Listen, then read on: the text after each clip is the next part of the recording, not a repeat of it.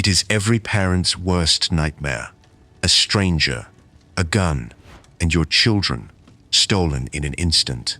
On the night of October 25th, 1994, that nightmare appeared to become a horrifying reality in the small, quiet town of Union, South Carolina. A young, terrified mother named Susan Smith stood before television cameras, her face etched with anguish, and delivered a tearful, desperate plea for the safe return of her two little boys. A nation watched, wept with her, and prayed for a miracle. But what if the tears were a lie? What if the grieving mother wasn't a victim, but the monster who had orchestrated the entire tragedy? The story Susan Smith told was chillingly believable. She claimed that while stopped at a red light, a black man had forced his way into her Mazda protege at gunpoint. After a short drive, he ordered her out of the car and sped away with her two sons, 3-year-old Michael and 14-month-old Alex, still strapped helplessly in their car seats in the back. The report sparked an immediate and massive response. The FBI was called in, and a frantic 9-day manhunt ensued. The story dominated national headlines. The faces of Michael and Alex, smiling and innocent, were broadcast across the country. Yellow ribbons were tied around trees in Union, prayer vigils were held, and the entire nation rallied behind Susan and her estranged husband, David, the heartbroken parents caught in an unthinkable tragedy. On camera, Susan and David pleaded for their children's lives. "I don't know who you are or why you've taken my children," Susan sobbed into the microphones, "but please, for the love of God, bring my children back to me." Her performance was convincing. She appeared to be a mother shattered by grief, a symbol of every parent's deepest fear. But as the days wore on, investigators began to notice disturbing cracks in her story. Her description of the carjacker was impossibly vague. She seemed strangely unemotional during intense police interviews, and she failed a series of polygraph tests. The focus of the investigation slowly, horrifyingly, began to shift from a mysterious, armed stranger to the grieving mother herself. Detectives dug into Susan's personal life and uncovered a powerful motive. She was engaged in a secret affair with a wealthy local man named Tom Findley. But Findley had recently broken up with her, writing her a letter explicitly stating that while he cared for her, he was not ready for a ready-made family and did not want the responsibility of her children. For Susan, her own sons had become obstacles to the life of wealth and romance she desperately craved. The timeline was damning. Findley's letter had arrived just over a week before the boys disappeared. On the 9th day of the search, Sheriff Howard Wells confronted Susan with the mountain of inconsistencies in her story. He gently told her, "We knew there was no carjacker." And with that, the facade shattered. Susan Smith broke down and confessed to a crime so monstrous it sent a shockwave of horror across the world. There was no black man. There was no carjacking. It was all a lie, a racist fabrication designed to hide an unthinkable truth. She admitted that she had driven her two sons to the quiet, dark edge of John D. Long Lake. There, she got out of the car, released the handbrake, and watched in the darkness as the vehicle slowly rolled down the boat ramp and into the murky water, her children trapped inside. For 9 days, while a nation prayed for their safety, Susan Smith knew that her sons were at the bottom of that lake, drowned by her own hand. The recovery of the car was a moment of national trauma. A dive team located the Mazda, submerged in 18 feet of water. As it was pulled to the surface, the haunting image of the two small boys, still strapped into their car seats, was broadcast to a horrified public. The motive was as chilling as the crime itself. She had murdered her children in the cold-blooded hope that it would clear the way for her to be with a man who didn't want them. The trial was a media spectacle. Prosecutors sought the death penalty, portraying her as a cold, calculating, and narcissistic killer who had used a racist stereotype to try and get away with murder. The defense, however, painted a different picture. They detailed Susan's deeply troubled past, including a history of depression, a suicide attempt as a teenager, and the horrific sexual abuse she had endured for years at the hands of her own stepfather. They argued that she was not a monster, but a deeply disturbed and fragile woman who had suffered a psychotic break. In July 1995, the jury found Susan Smith guilty of 2 counts of murder. However, after hearing the details of her traumatic past, they chose to spare her life, sentencing her to life in prison. As of Tuesday, August 26, 2025, Susan Smith is 53 years old and is incarcerated at Leith Correctional Institution in South Carolina. She became eligible for parole for the first time in November 2024, a prospect that sparked widespread public outrage and petitions to keep her locked away forever. Our story remains one of the most infamous cases of maternal filicide in American history, a horrifying saga of deception, betrayal, and a mother's love that twisted into the ultimate act of evil. When a mother's children are brutalized by a random act of violence, the world expects to see a soul shattered by grief. We expect tears, desperation, and an all-consuming pain. But what if instead we see smiles? What if the mother's interviews are strangely calm, her stories inconsistent, and her focus seems to be anywhere but on her dying children? And what if the only surviving witness, a little girl who fought her way back from the brink of death, points not to a monster in the dark, but directly back at her own mother? On the night of May 19th, 1983, a blood-spatter Nason pulsar sped to the emergency room entrance of a hospital in Springfield, Oregon. Inside was 27-year-old Diane Downs and her 3 children, all suffering from gunshot wounds. 7-year-old Cheryl was already dead. 8-year-old Christy and 3-year-old Danny were clinging to life, their small bodies riddled with bullets. Diane herself had a minor wound to her forearm. Her story was a portrait of roadside terror. She claimed a bushy-haired stranger had flagged her down on a dark rural road, attempted to carjack her, and then shot them all before vanishing into the night. It was a horrifying account that should have elicited nothing but sympathy. But from the moment she arrived at the hospital, Diane Downs' behavior was deeply unsettling. As doctors frantically worked to save her children, she seemed eerily composed. Her primary concern, according to hospital staff, was not the condition of her son and daughter, but the location of a man named Robert Knickerbocker, a married man she had been excessively pursuing. Investigators found her demeanor to be just as bizarre. Her timeline of events kept changing, and her emotional state fluctuated wildly. One moment she would be sobbing, the next she would be cracking jokes. The nation got its first look at this strange behavior when she agreed to a televised interview. Smiling, confident, and almost cheerful, she calmly reenacted the shooting for the cameras, a performance so detached from the expected grief of a mother that it sent a chill down the spine of everyone watching, including the detectives working her case. The investigation quickly pivoted from a phantom stranger to Diane herself. Detectives discovered her diaries, which revealed a deep and all-consuming obsession with Robert Knickerbocker.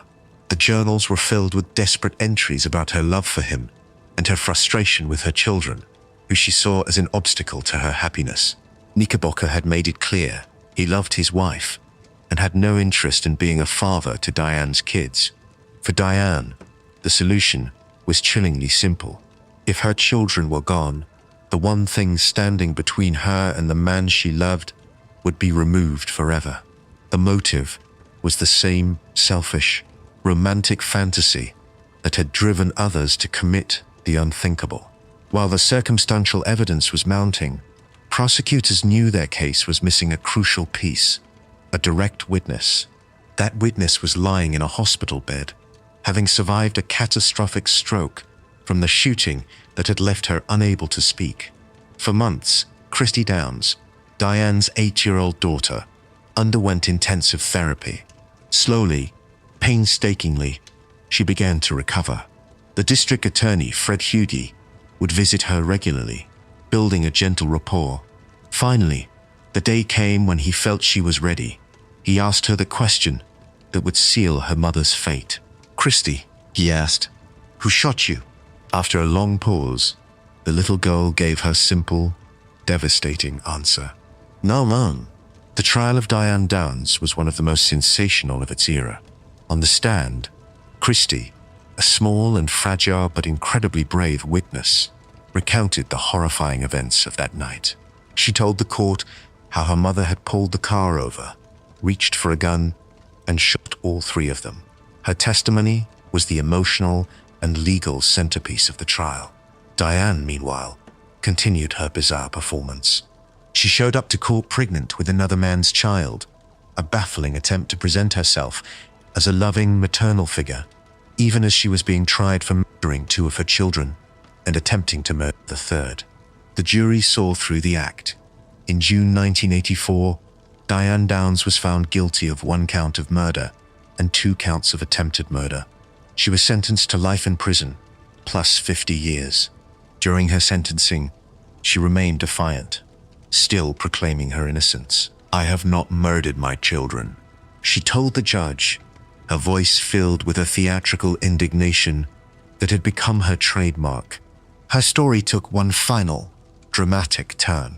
In 1987, she executed a daring escape from the Oregon Women's Correctional Center, climbing over a fence and remaining at large for 10 days before she was recaptured. It was a final act of the arrogance and cunning that had defined her from the start.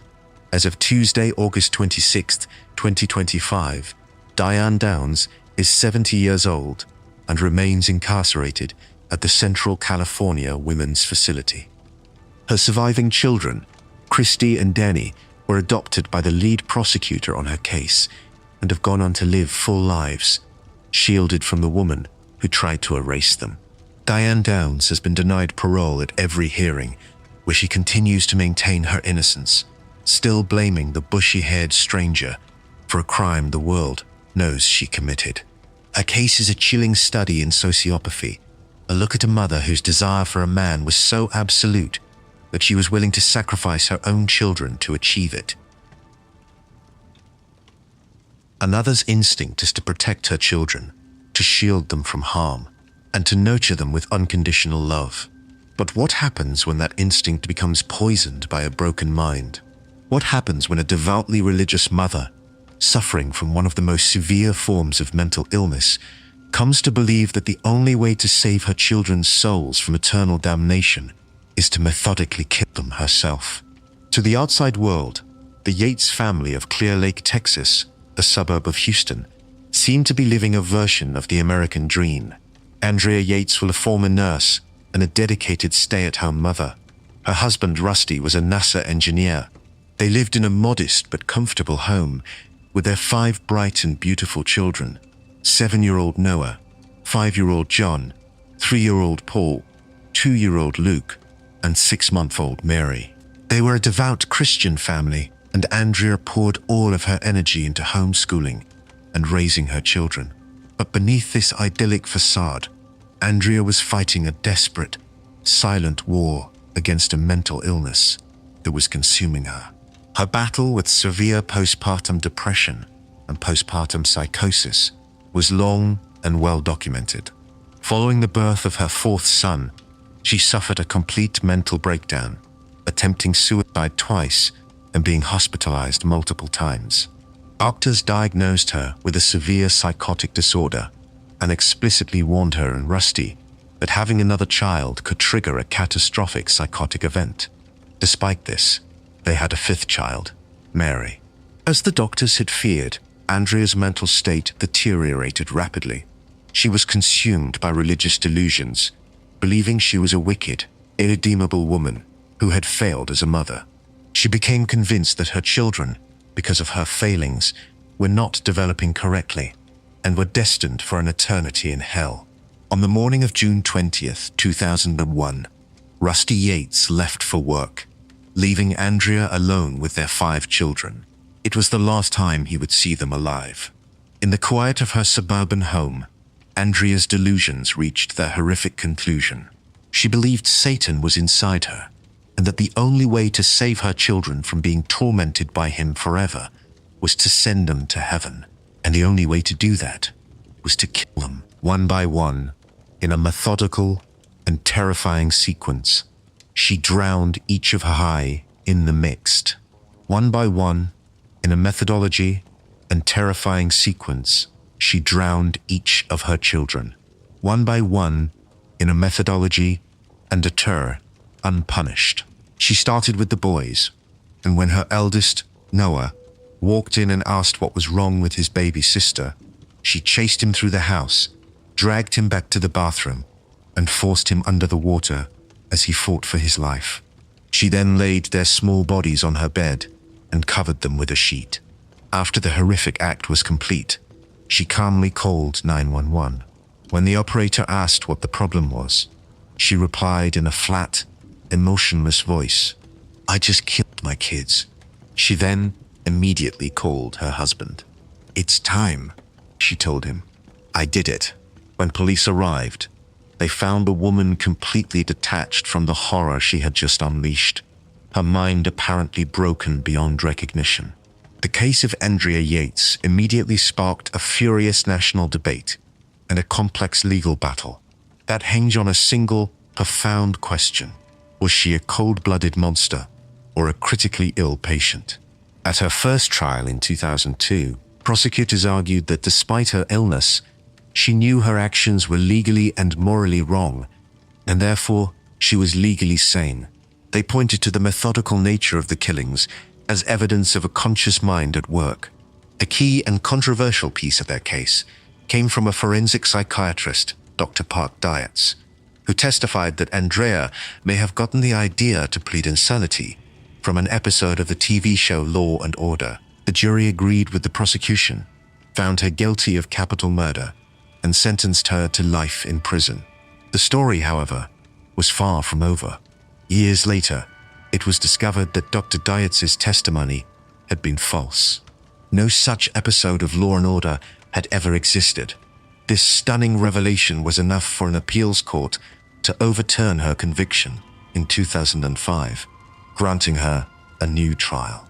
At her second trial in 2006, the defense presented a much more robust and compassionate picture of the severity of her psychosis.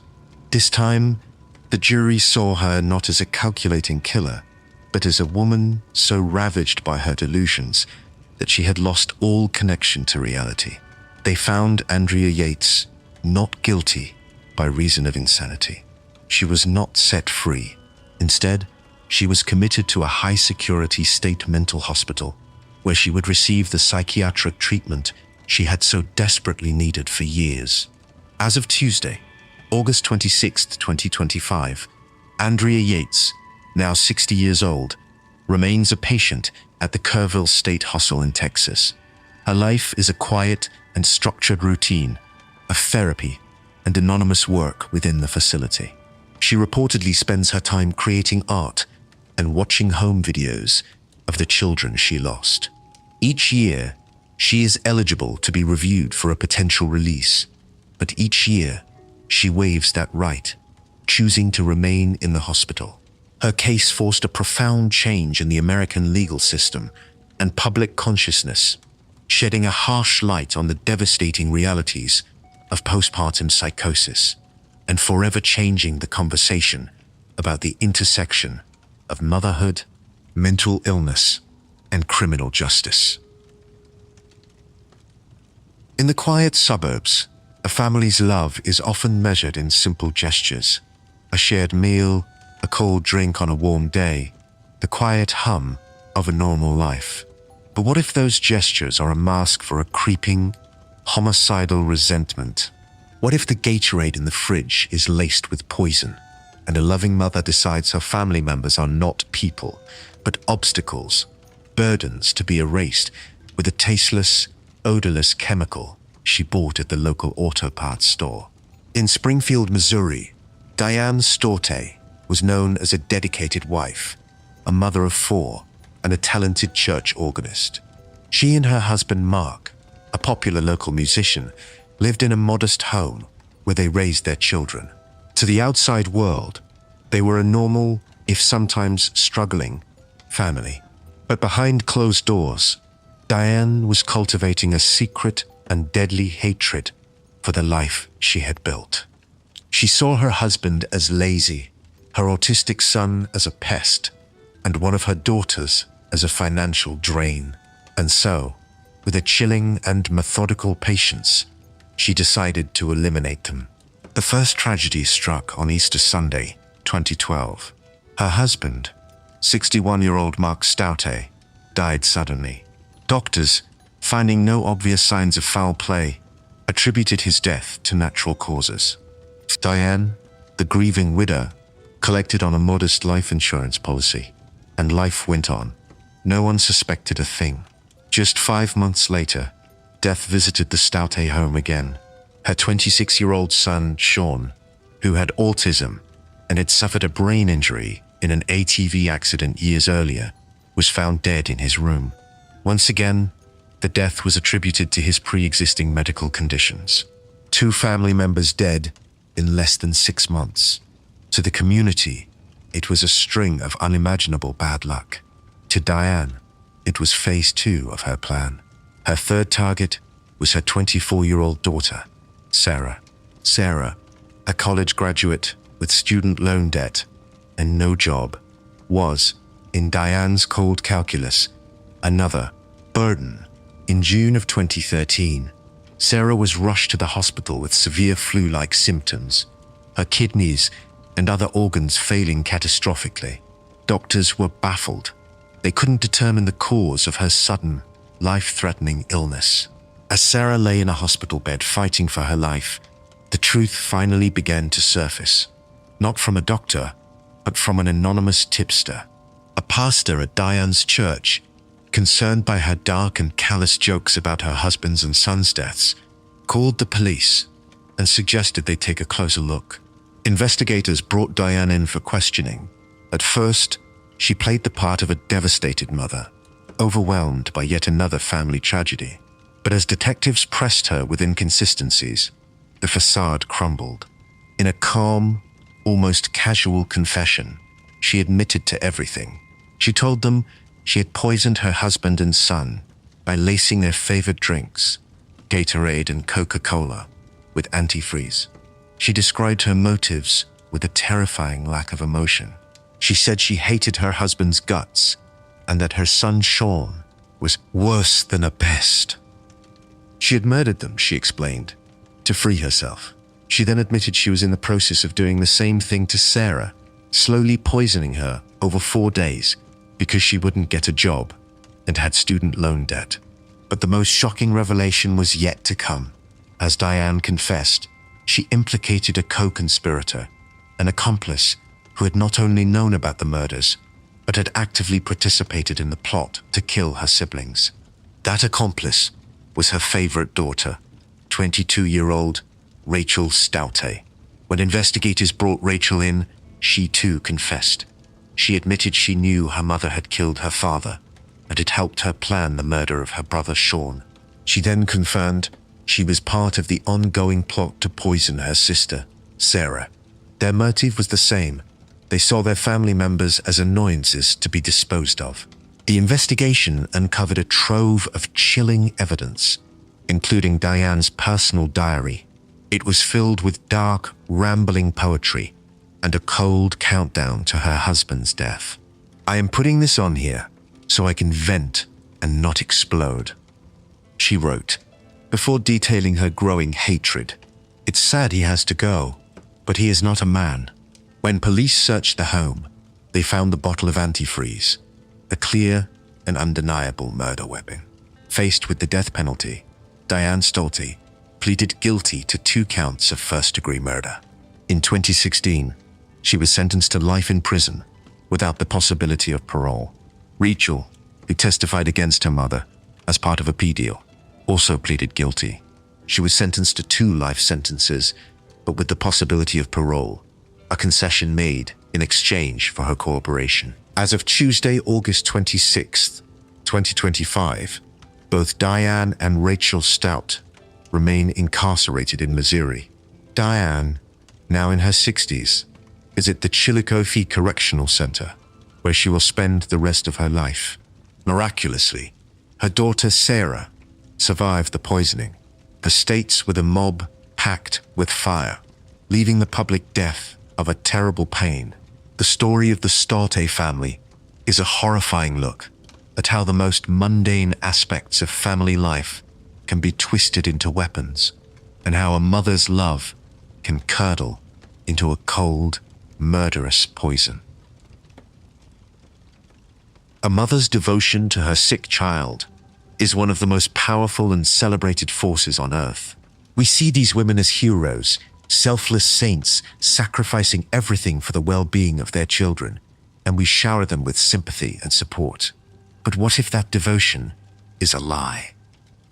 What if the endless list of illnesses is a complete fabrication, and the mother is the one keeping her child sick, all for a twisted need for attention? And what happens when that child, after a lifetime of medical torture, decides the only way to be free is through murder? To the world, Dee Dee Blanchard and her daughter, Gypsy Rose, were an inspirational portrait of love and resilience. Living in a pink house in Springfield, Missouri, built for them by Habitat for Humanity, they were local celebrities.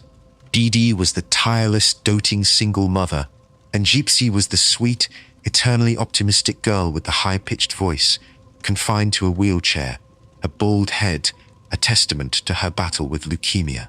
Their story was heartbreaking. Gypsy, they said, suffered from muscular dystrophy, epilepsy, severe asthma, and a host of other ailments. She required a feeding tube to eat and was always seen with an oxygen tank.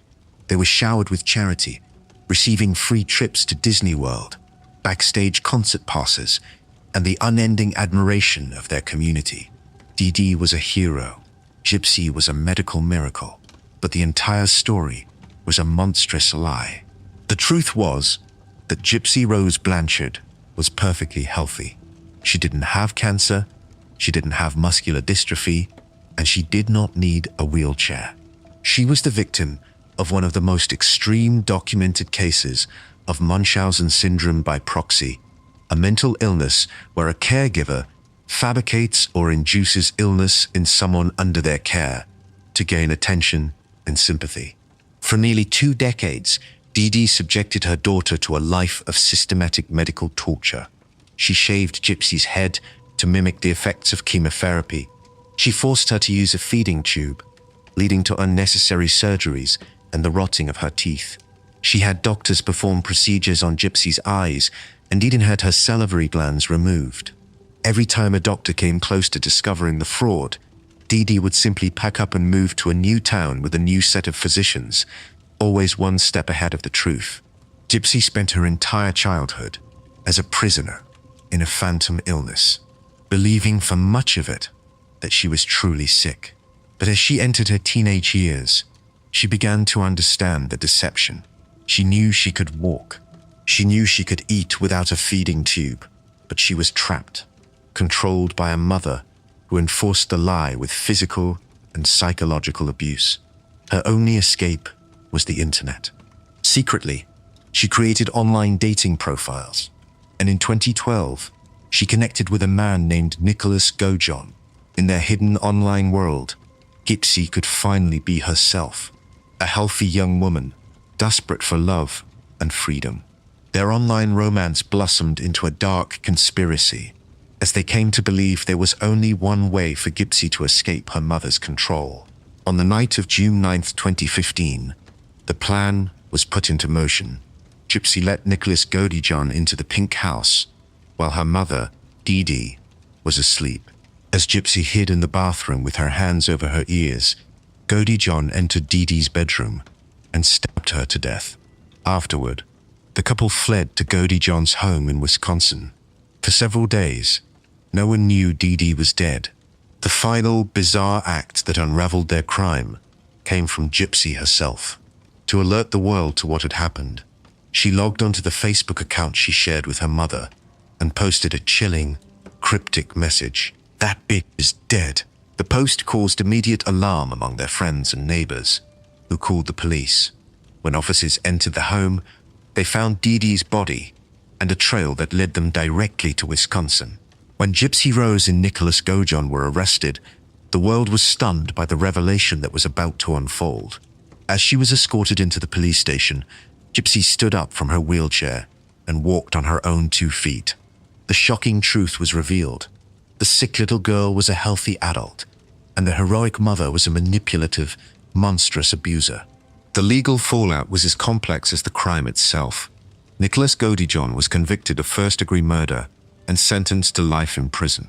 But the world saw Gypsy Rose in a different light. She was not just a killer, she was a survivor of decades of unimaginable torture. In a plea deal that acknowledged her extreme circumstances, she pleaded guilty to second-degree murder and was sentenced to just 10 years in prison. As of Tuesday, August 26, 2025, the story has taken another turn. Gypsy Rose Blanchard was released from prison on parole in December of 2023, after serving 8 years of her sentence. Now in her 30s, she has become a paradoxical public figure, a convicted murderer who is also a celebrated advocate against child abuse, a newfound freedom chronicled by millions on social media. While Dee Dee Blanchard was the ultimate victim of the crime, she is remembered as the architect of a tragedy, an evil mother whose case remains a deeply disturbing and cautionary tale about the terrifying power of deception and the desperate, violent lengths a person will go to in order to break free. The role of a stepmother is a delicate one, a journey of building trust and love with a child who is not your own. It is a promise to care for and protect them as one of your own. But what happens when that role is twisted into a mask for pure, unadulterated hatred? What happens when a woman, entrusted with the care of a vulnerable little girl, decides not just to neglect her, but to systematically and deliberately starve her to death, all while feeding her own children in the very next room? 10-year-old Imani Moss was a child caught between worlds. Her biological mother had lost custody, leaving her in the full-time care of her father, Aman, and her stepmother, Tiffany Moss. The couple lived in a suburban apartment in Lawrenceville, Georgia, with their 2 biological children. To the outside world, they were a blended family, but within the walls of their home, a horrifying and deadly distinction was being made. While Tiffany's own children were fed, clothed, and cared for, Imani was treated as less than human, an object of a deep and murderous resentment. The abuse was a slow, agonizing, and deliberate descent into hell. Tiffany began to systematically starve her young stepdaughter, locking her away in a bare bedroom, isolating her from the rest of the family. Imani was denied food for weeks on end, her small body wasting away, while the sounds of a normal family life carried on just outside her door. The cruelty was not just passive neglect, it was active and sadistic. Prosecutors later revealed that Tiffany would send her husband photos of the meals she had lovingly prepared for their other children, a taunting reminder of the nourishment Imani was being denied. The motive, they argued, stemmed from a bitter grudge. Tiffany blamed Imani for a previous child cruelty conviction that had caused her to lose her job as a preschool teacher. That bitterness festered and evolved into a hatred so profound that it became a death sentence. By October of 2013, Imani's body, deprived of nutrients for so long, finally gave out. She weighed just 32 pounds, the average weight of a 3-year-old. But the horror did not end with her death. Instead of seeking help or showing a shred of remorse, Tiffany and her husband, Eman, embarked on a grotesque attempt to cover up their crime. They bought a galvanized steel trash can, stuffed Imani's tiny, emaciated body inside, and attempted to burn her remains to ash. When their crude cremation failed, they simply dumped the trash can in a wooded area and went on with their lives. The discovery of the body by maintenance workers a few days later finally brought their horrific secret into the light. The legal fallout was swift. Eman Moss, the father who stood by and did nothing while his daughter starved, pleaded guilty to felony murder to avoid the death penalty. He agreed to testify against his wife and was sentenced to life in prison without the possibility of parole. This left Tiffany Moss to face justice alone, and the way she chose to face it would become one of the most bizarre and chilling chapters in Georgia's legal history. For her own capital murder trial in 2019, a trial where her life was on the line, Tiffany Moss chose to act as her own attorney. From the moment the trial began, she sat in a stunning and defiant silence. She made no opening statement to the jury. She called no witnesses in her own defense. She did not cross-examine a single one of the state's witnesses, not even her husband, who detailed their horrific crimes from the stand. She presented no evidence, offered no alternative theory, and gave no explanation for her actions. As prosecutors presented horrifying, graphic photos of Amani's wasted body and described the agony of her final days, Tiffany Moss stared ahead, her face a blank mask of indifference. She showed absolutely no emotion, no sadness, no regret. Her silence was deafening. It was a void that the prosecution filled with the brutal facts of the case.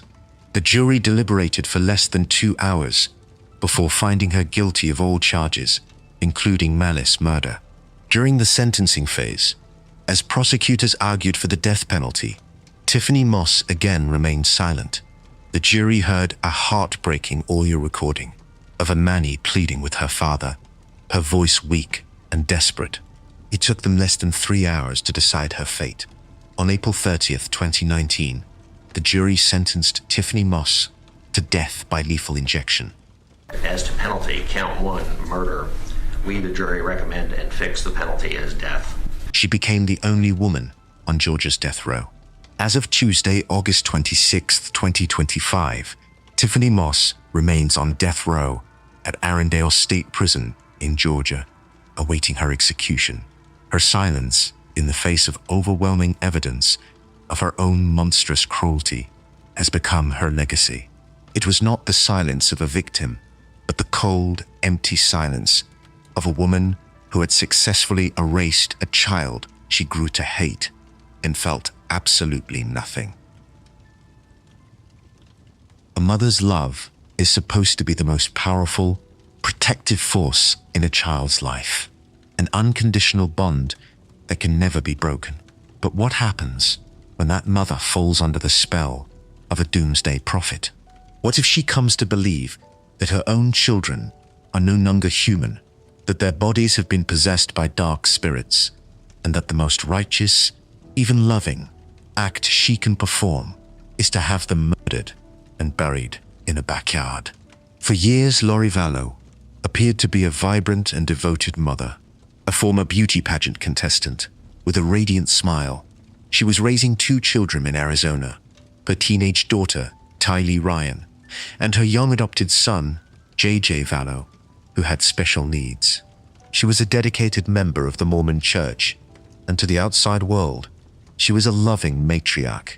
But in 2018, her life took a dark and bizarre turn when she met Chad Daybell, a former cemetery groundskeeper turned self-published author of apocalyptic fiction. Together, they would descend into a world of fringe religious extremism that would leave a trail of dead bodies in its wake. Chad Daybell was not just an author, he was the charismatic leader of his own small doomsday cult.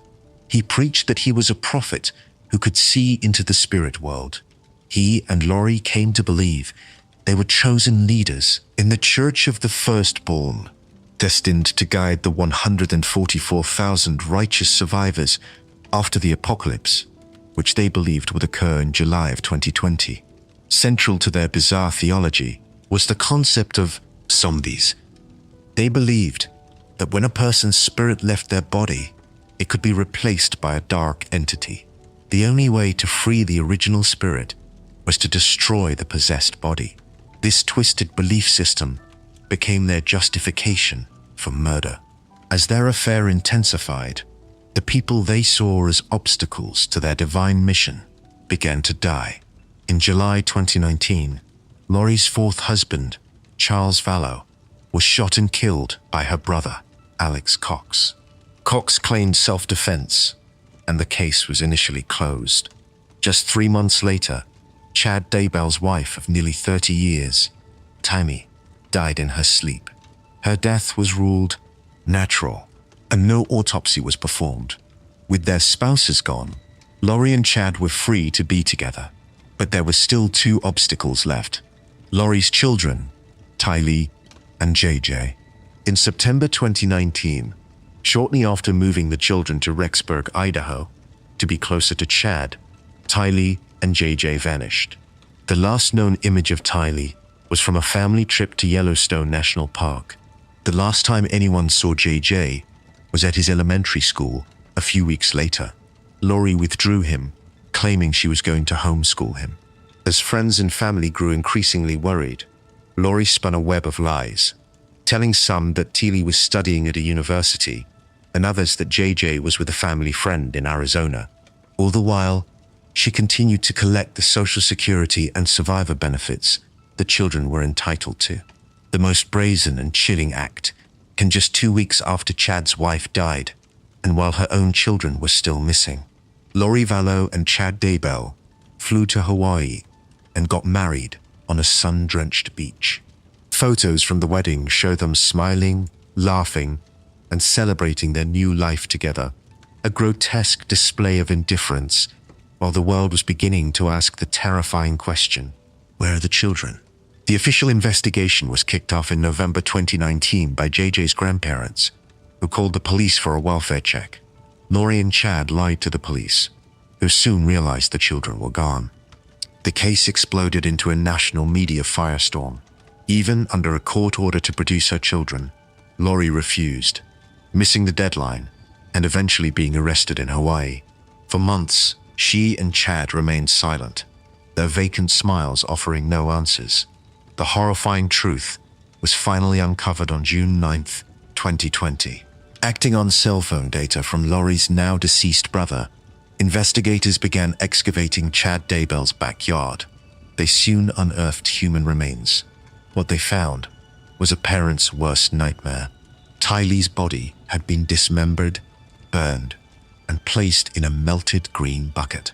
JJ's small body, still in his red pajamas, was found wrapped in plastic bags and bound tightly with duct tape, buried in a shallow pet grave. They hadn't been sent away. They had been executed and disposed of like trash, allegedly because their own mother had come to believe they weren't zombies. Lori Vallow Daybell's trial was a surreal look into a mind warped by a toxic mix of religious fanaticism, greed, and a narcissistic desire for a new life. Prosecutors argued that the zombie story was just a convenient excuse. The real motive, they said, was cold and simple: money, power, and sex. Lori and Chad wanted to eliminate all obstacles, their spouses and Lori's children, so they could be together and collect the life insurance and Social Security benefits left behind. In May 2023, a jury found Lori Vallow Daybell guilty of the first-degree murders of her 2 children and of conspiring to murder Tammy Daybell. She was sentenced to 3 consecutive life terms in prison without the possibility of parole. As of Tuesday, August 26, 2025, Lori Vallow Daybell is incarcerated at the Pocatello Women's Correctional Center in Idaho. Her bizarre and tragic saga of a mother-turned-cult devotee stands as one of the most disturbing and complex true crime cases of the modern era, a horrifying look at how faith, when twisted into a weapon, can become the most evil mother of all. In the age of social media, motherhood has become a public performance. The curated feeds of mummy bloggers document every milestone, every struggle, and every triumph, creating a powerful narrative of devotion for a global audience. But what if that narrative is a lie? What if the concerned posts, the heartbreaking photos, and the desperate pleas for support are not a chronicle of a child's illness, but a cover for the mother's own monstrous actions? What if the sympathy a mother craves online is being paid for with her own child's life, one spoonful of poison at a time. To her, thousands of online followers, Lacey Spears was a hero. She was the doting single mother of a perpetually sick but endlessly cheerful little boy named Garnett. On her blog, Garnett's Journey, and through constant Facebook, Twitter, and Instagram updates, she meticulously documented every moment of their lives. The posts painted a portrait of a selfless, warrior mother, navigating a world of mysterious illnesses, endless doctor's appointments, and terrifying hospital stays. Her followers saw photos of Garnett, small and frail in a hospital bed, and they showered Lacey with praise, prayers, and financial donations. She was a symbol of maternal sacrifice, but it was all a meticulously crafted, deadly illusion. The truth was that Garnett Spears was not a sick child. He was a tortured one, and the person making him sick, the source of all his pain, was his own mother. From the moment he was born, Lacey began a systematic campaign of medical child abuse, a classic and chilling case of Munchausen's syndrome by proxy. She invented a litany of symptoms for Garnett, from ear infections and digestive problems to seizures. She dragged him from doctor to doctor, hospital to hospital, always one step ahead of a definitive diagnosis, because the illness was a ghost, a phantom of her own creation. She lied to medical staff, claiming he couldn't hold down food, eventually convincing them to surgically implant a gastric feeding tube, or G-tube, directly into his stomach. This tube, meant to provide life-saving nutrition, became her murder weapon. It gave her direct, unregulated access to his internal organs. Lacey Spears killed her son with a salt shaker. For years, she had been force-feeding Garnett toxic, dangerously high levels of sodium through his feeding tube, causing his body to be in a constant state of distress. This chronic poisoning was the source of his seizures and his failure to thrive. Then, in January of 2014, she administered the final, fatal dose. After Garnett was admitted to a hospital in Nyack, New York for seizures, his sodium levels suddenly and inexplicably skyrocketed to a level so high it was essentially unsurvivable. As doctors frantically tried to save his life, Lacey was busy with her own performance. She updated her Facebook status with a somber message. "My sweet angel is in the hospital." She posted photos of him, pale and unconscious, and basked in the outpouring of online sympathy. But this time, the hospital was suspicious. They installed a hidden surveillance camera in Garnett's room. The footage they captured was damning.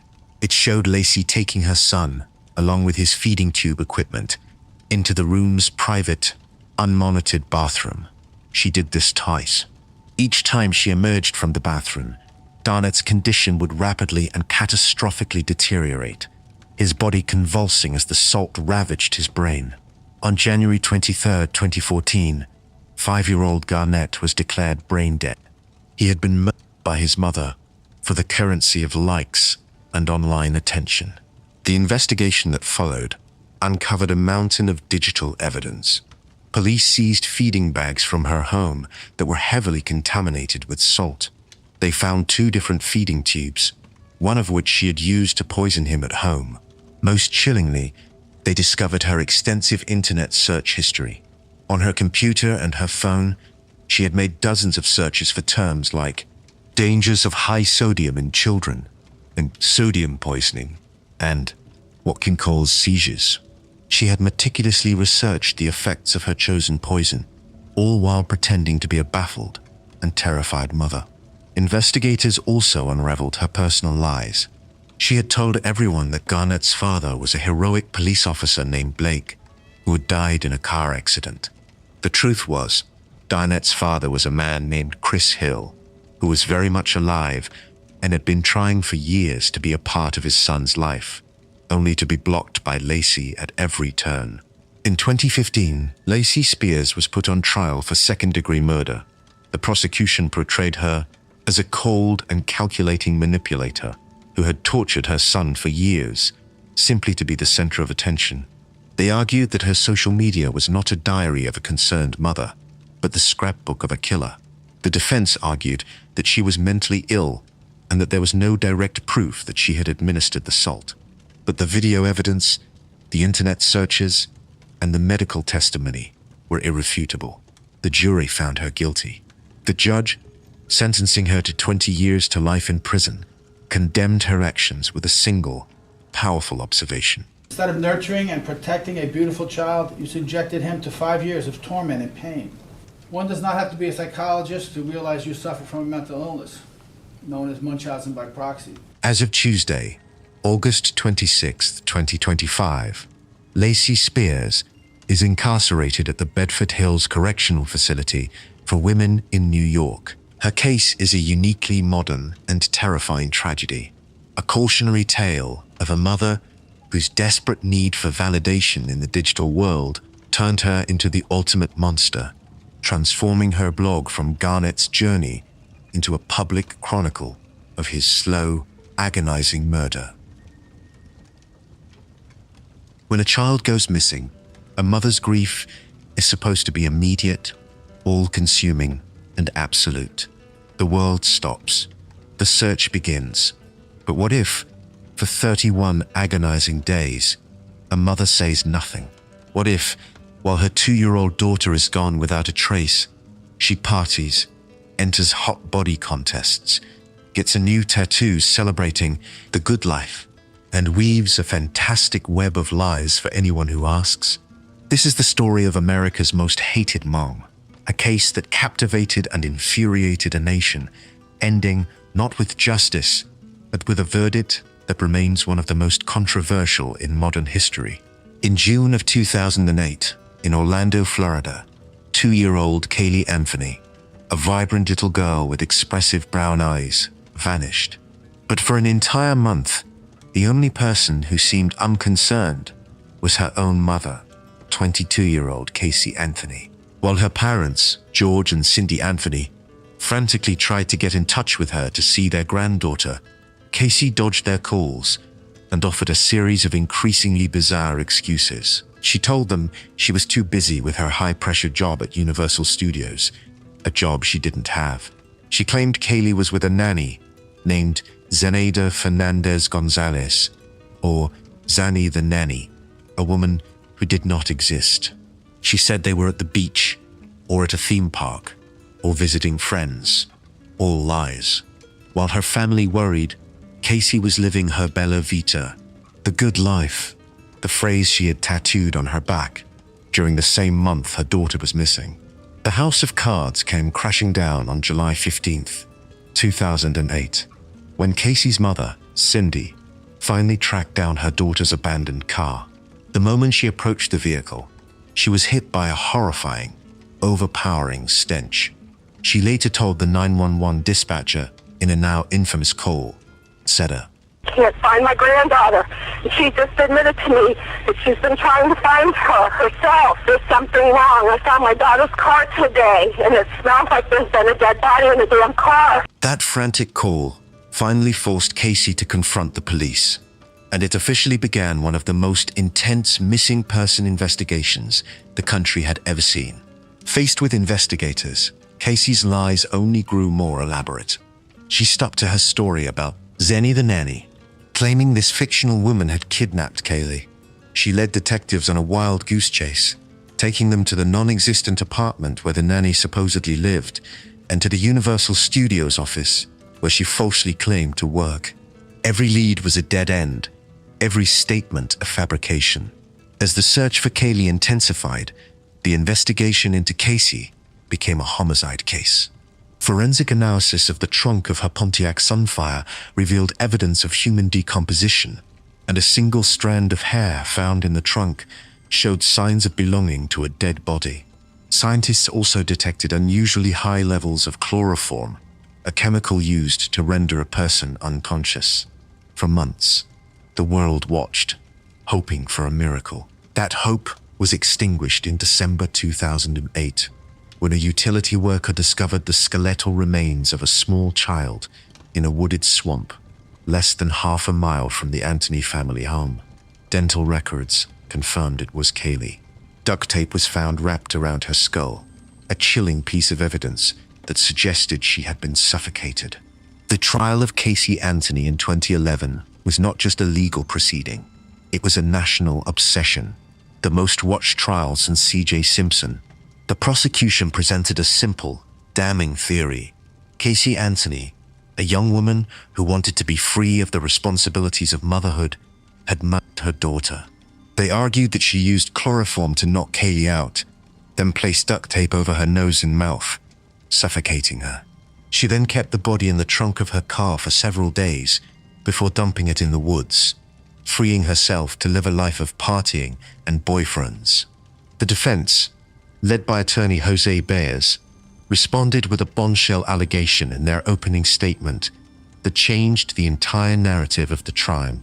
They claimed that Caylee had not been murdered at all, but had accidentally drowned in the family's swimming pool, and that a panicked Casey, along with her father George, had covered up the death. In a shocking and unproven accusation, Baez also alleged that Casey's father had sexually abused her for years, conditioning her to live in a world of secrets and lies. The trial became a brutal, psychological war, pitting daughter against father and turning a murder case into a twisted family drama. On July 5, 2011, after deliberating for less than 11 hours, the jury delivered a verdict that stunned the world. They found Casey Anthony not guilty of first-degree murder, aggravated manslaughter, and aggravated child abuse. She was convicted only on 4 minor counts of providing false information to law enforcement. The verdict was met with a tidal wave of public fury. Protests erupted outside the courthouse. Legal analysts were baffled. Casey Anthony was dubbed America's most hated mom. Due to time already served, she was released from jail just days later.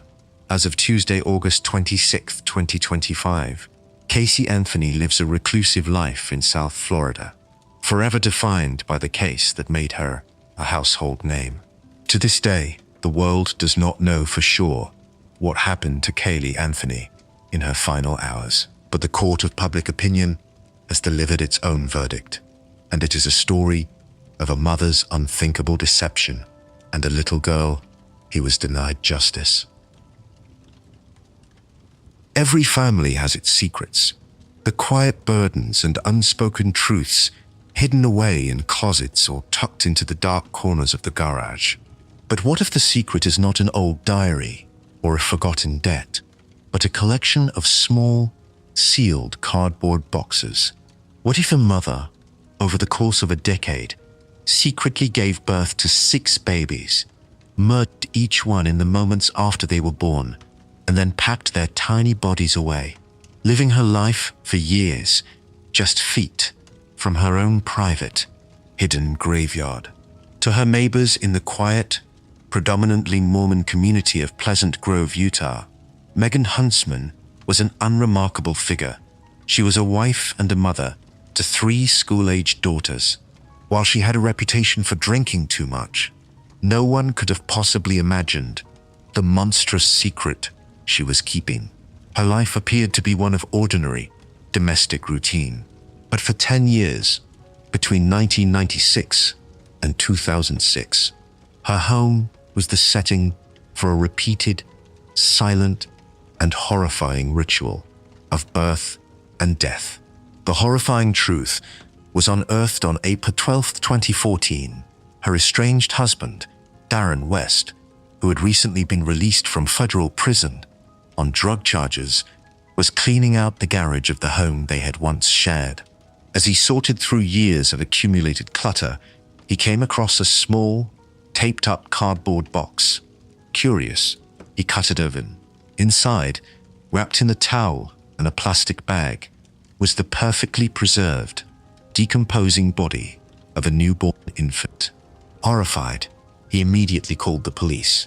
When investigators arrived, they began a methodical search of the garage. What they found would shock even the most seasoned homicide detectives. They found another box, and then another. By the end of the day, they had recovered the remains of 7 infants, each packed away in its own small tomb. Megan Huntsman was located and arrested that same day. In a calm, almost detached confession, she unburdened herself of a decade-long secret that defied all human comprehension. She told investigators that between 1996 and 2006, she had given birth to 7 babies in secret. She claimed that the first infant was stillborn, but the other 6, she admitted, she had either strangled or suffocated immediately after they were born. She would then wrap their bodies, place them in boxes, and hide them in the garage. Her motive, she claimed, was a grim and selfish practicality. She was severely addicted to methamphetamines and alcohol, and she felt she was too consumed by her addiction to care for any more children. She didn't know what else to do, so she killed them. Perhaps the most baffling part of her story was how she managed to conceal 7 full-term pregnancies from everyone in her life, including her husband and her 3 living daughters, all while sharing the same small house. Darren West told police he knew his wife had a serious drinking problem and that her weight fluctuated, but he insisted he had no idea she was ever pregnant. Her ability to hide her condition, give birth in secret, commit acephalous, all while maintaining the facade of a normal life, revealed a capacity for deception and compartmentalization that was almost inhuman. For 10 years, her children played in a yard just feet away from the garage where the bodies of their murdered siblings were hidden. The forensic investigation confirmed the horror. DNA testing proved that all 7 infants were fathered by Darren West. The state of decomposition made it impossible to determine the exact cause of death for each child, but the evidence, combined with Huntsman's own confession, painted a clear picture of serial murder. The community of Pleasant Grove was left reeling, struggling to understand how such a thing could happen in their quiet town, right under their noses. Faced with the possibility of the death penalty, Megan Huntsman chose to plead guilty to 6 counts of first-degree murder, sparing her family, especially her surviving daughters, the trauma of a public trial. At her sentencing hearing in 2015, the judge's words captured the absolute horror of her crimes, calling her actions incredibly, utterly, horribly cold. He sentenced her to the maximum penalty allowed under her plea agreement, at least 30 years and up to life in prison, ensuring that she will likely die behind bars. During the hearing, Huntsman briefly spoke, her voice barely a whisper. "I'm so sorry," she said, but offered no further explanation. As of Tuesday, August 26, 2025, Megan Huntsman is incarcerated at the Utah State Prison. Her case remains one of the most prolific and disturbing examples of neonaticide in American history. She was not a mother who snapped in a single tragic moment of psychosis or despair. She was a serial killer whose victims were her own children, a woman who chose murder as a form of birth control, again and again, for an entire decade. From the mother who lied to a nation to the one who killed for a cult, the stories of these 10 women represent the ultimate betrayal of the maternal bond. They are the healers who harmed, the protectors who prayed, and their crimes leave a permanent scar on our understanding of human nature. They are, without question, among the most evil mothers in prison today. If you found this exploration into these shocking cases compelling, please hit the subscribe button and turn on notifications. Share your thoughts on these stories in the comments below. Which case did you find the most disturbing?